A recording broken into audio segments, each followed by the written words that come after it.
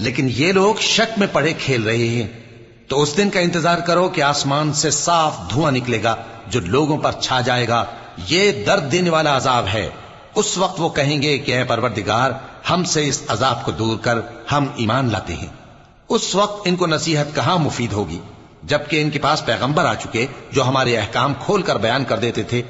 پھر انہوں نے ان سے منہ پھیر لیا اور کہنے لگے، یہ تو سکھایا پڑھایا ہوا ہے، دیوانہ ہے، ہم تو تھوڑے دنوں عذاب ٹال دیتے ہیں مگر تم پھر کفر کرنے لگتے ہو۔